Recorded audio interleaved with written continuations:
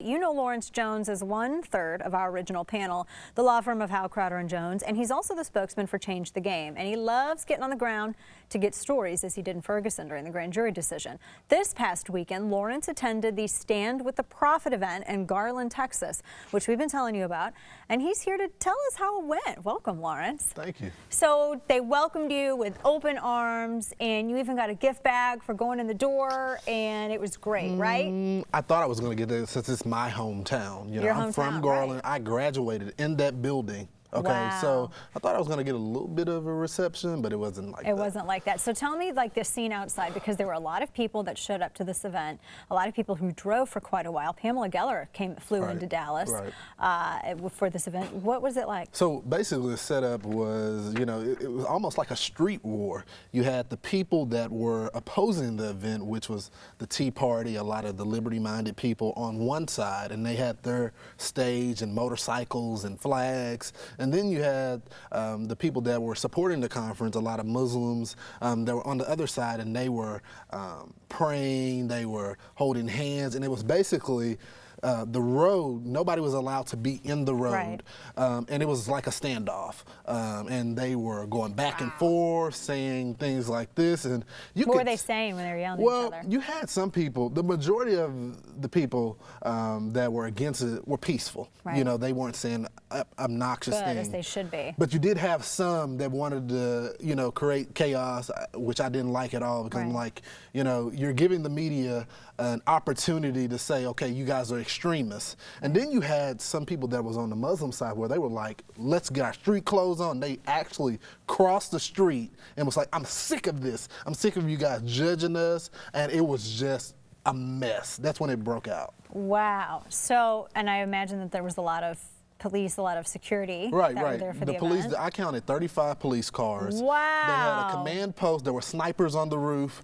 Snipers on the roof for an event like this? Oh my gosh. The ironic thing to me was you guys are protecting the people that are inside of this building, okay? But against the American citizens that are protesting. I'm like, we have a person that is unindicted co-conspirator of 9/11. This imam, Siraj Wahaj, an unindicted co-conspirator from the World Trade Center 1993 bombing.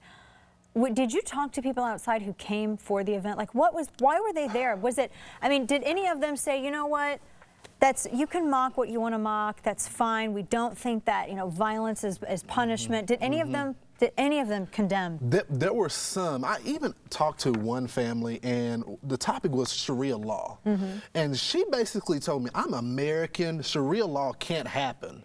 But at the same time, she felt like the Tea Party were taking away people's rights to have it at the government property, which I totally didn't agree with, because the taxpayers own that building. Right. The school district owns that building. And then to get into that building, tell me about this credentialing process, because the way we understood it, so like when we started this and Lawrence was going to go and he was going to get footage, and when you started this process, you had the media credentialing, and then there were tickets that they would sell to non-media people to get inside. Tell me about that. So first, the process was you didn't need credentials, all right? Then they sent us a form that you had to complete within 48 hours and send it. We did it.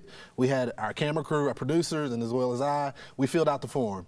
Well, when we got there, it was a little bit different. I think we had some footage of that. Yeah, let's show this. Let's show what happened when they showed up. We didn't have anything, so it wasn't on the approved list. Right, so how did you guys make the determination on who was going to You're going to shoot the messenger. I don't know. They just gave me a list of people who were approved. Aren't you the event planner? Because didn't I speak to you? No, my name's Alia Salem. You didn't speak to me. I'm not even affiliated with the So who are the media on here that are allowed to come here? Because we're from the area as well. We're based in Dallas. Okay. Can you give me your names? The only thing, if we can get you guys in, the only thing they're going to allow is 20 minutes at the opening, and that's it. And then everybody has to leave. Everybody. So there's no interviews or anything? No, not at all. Why are you only wanting us to get the opening? Do you not want us to actually hear the message? Because we want to hear the speakers. We want to hear what you guys have to say, so we can report on it. I understand, but because of the sensitivity of this topic, we're concerned that what will happen inside will be spun outside and will cause this situation to get worse. So you feel like your message is going to be misinterpreted to the public? So you're keeping the media out?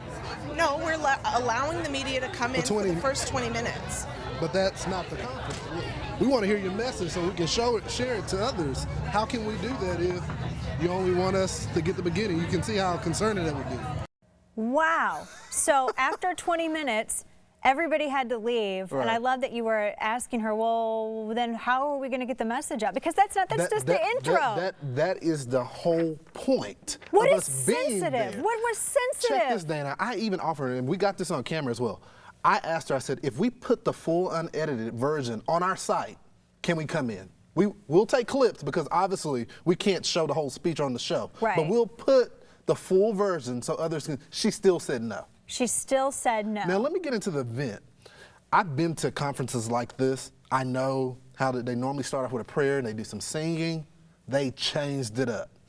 They prayed and then it was pro-America. They had their flags waving in the event and they staged this for the media to present this perspective that we're pro-America. I love my country. You had people that were shouting America, and then when we left, well, what happened? We don't know.